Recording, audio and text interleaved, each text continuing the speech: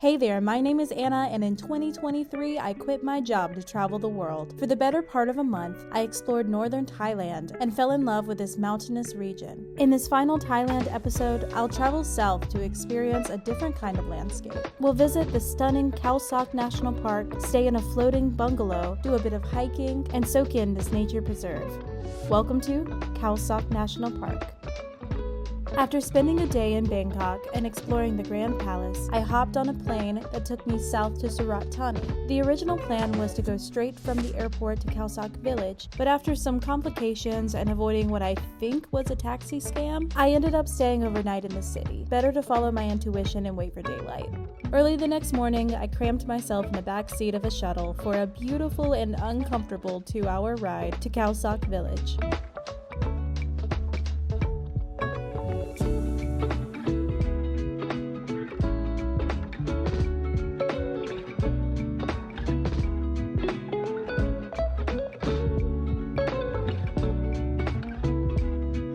Found our place to stay for the night, took a little nap, got our overnight trip booked for tomorrow, and I have my transfer to get to hotel, so things are looking good.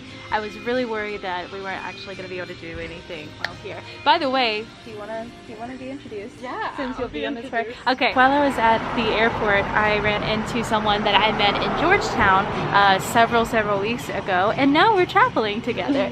I'm Callie, doing a little solo traveling for 7 weeks. This is her first solo travel, solo trip. Yeah. Solo travel. Yeah. You enjoying it so far? I definitely am. I mean, there's definitely highs and lows. And I feel like some solo travelers I've met have not talked about the lows, but there have definitely been lows. Oh, I talk about the lows. Yeah. I definitely do. But no, ultimately, like, it's been amazing. Good. Yeah. We're doing a little celebratory drink.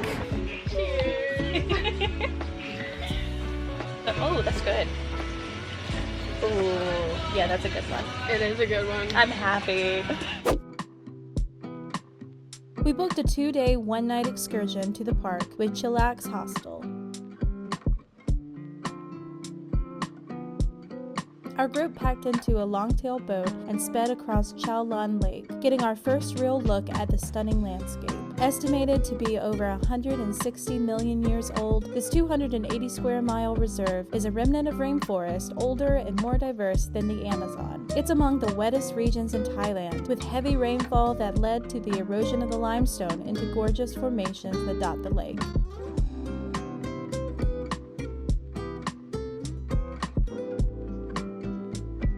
It was a beautiful ride, though our boat stalled several times, leaving Callie and I baking in the sun. But after what felt like over an hour, we reached our little hideaway.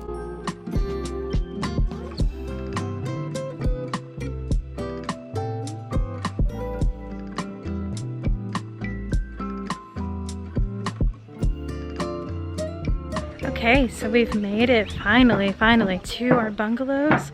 It's a very secluded spot. It's not the best location, to be honest, but it's still really cute, and it's gonna be an adventurous experience, so it's okay. Lunch is about to happen soon. We're going on a quest to see if we can find any outlets, because there's clearly none in our room. I'll show you the room later, though. After a really good lunch, we set back out on our boats to start our hike for the day.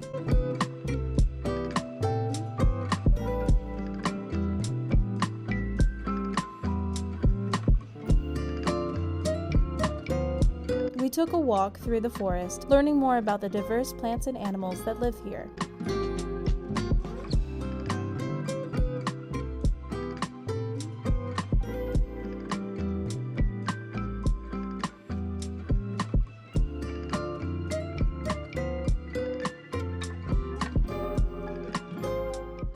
Eventually, we arrived at Talu Cave.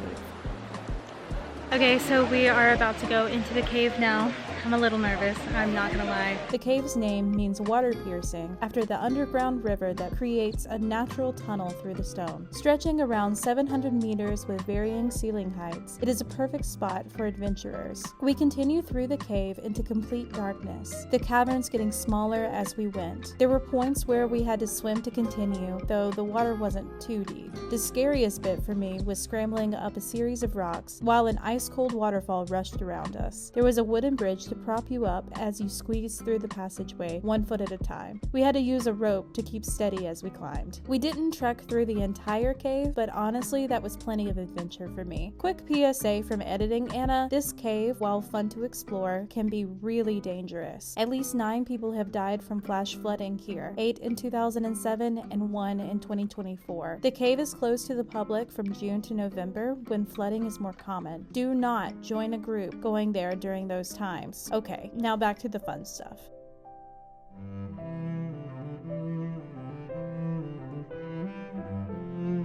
We went back to our bungalows for a while to relax and swim in the lake. We got back in our boats once again around twilight to go for a little lakeside safari. The park is home to all kinds of animals, from gibbons to kingfishers to even Asian elephants and possibly a few tigers. We didn't see too much on this ride aside from birds, but I could still hear gibbons in the trees farther from the shore. Still, the ride was worth it alone to see the sunset form behind the limestone cliffs.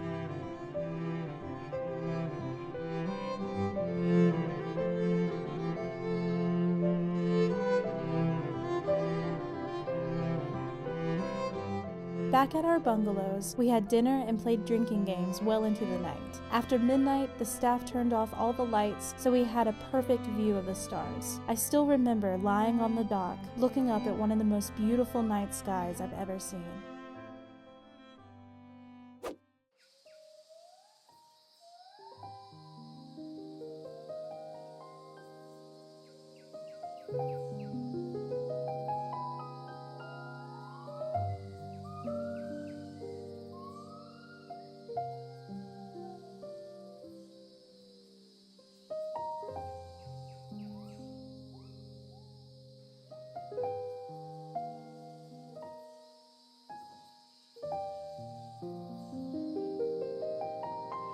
Good morning, everyone. The rest of the group went out on a morning safari. I just wanted to sit out here and do some journaling, drink some coffee, and have a really easy morning. This place is gorgeous. It is so beautiful.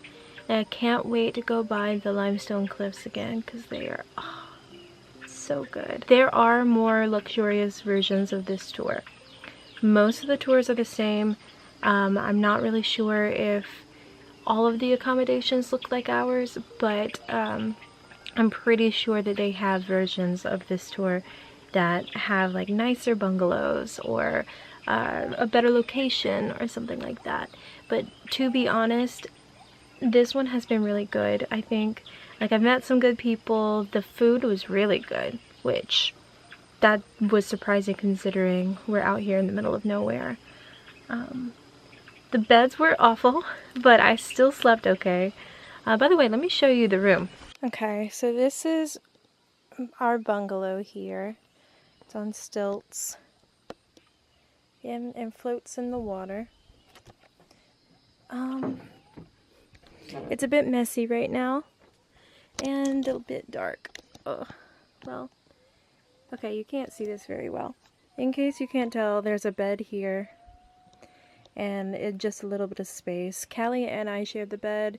It was good. It was surprisingly big enough. And then that was my view when I woke up this morning. Just right out there.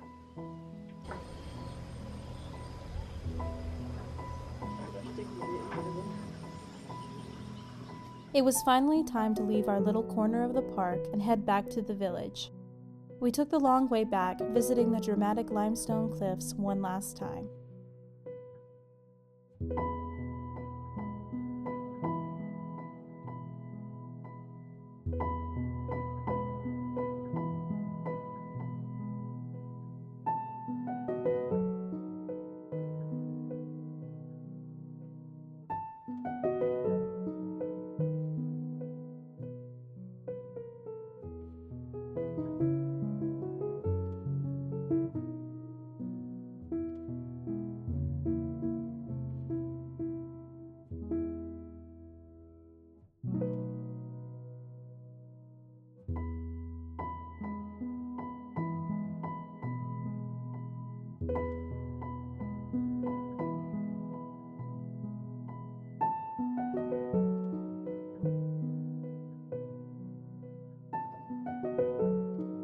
I took another shuttle back to Surat Thani, then got on the night ferry for Koh Tao. The ferry was another one of those things that would have had my parents terrified for my life. We were packed tight on very uncomfortable beds for about 8 or 9 hours. There was a miscommunication and I was given a double bed with a stranger, but luckily it was a girl from my Khao Sok trip. Even with hundreds of people around me, I managed to fall asleep hard and ended up being one of the last people off the boat the next morning.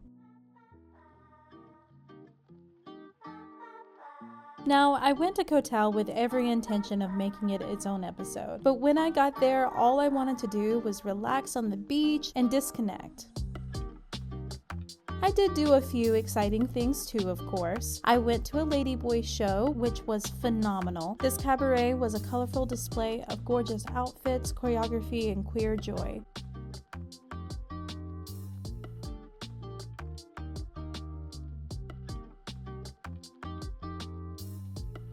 I also attempted a try dive because scuba diving is the thing to do in Koh Tao. I'm not gonna lie, scuba diving triggered my anxiety so bad and I ended up having a panic attack in the water, where many places I've seen let you acclimate in a pool before diving into the actual ocean. They take a throw you out of the nest approach here. The first time I felt the gear in water was after jumping off the boat into the sea. I managed to pass the first shallow water test, but it was too much too fast for me. Now, I'm not writing off diving entirely. I might try it again one day with a slower approach. Okay, I have 99 subscribers, and then Maya here is about to subscribe. Ready? Ready?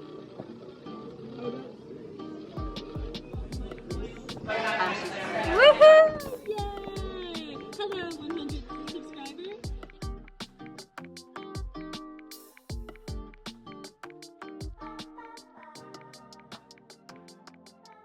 Hello from Bangkok. I finished up my time in Koh Tao and made my way back to Bangkok last night. Didn't get in until like 2 in the morning, so I'm very tired. Had quite a stressful day, to be honest. I went for my Vietnam visa, a week ago, and my dumbass forgot to put my middle name on the form, so they needed me to change it. So that delayed my response, and I was on the way to the airport. I was like 15 minutes away from the airport when the visa finally went through. So I was stressing, I was panicked. But it's all good, we've got our visa and we're at the airport. I can see my gate and I am not moving from this spot until it's time to go.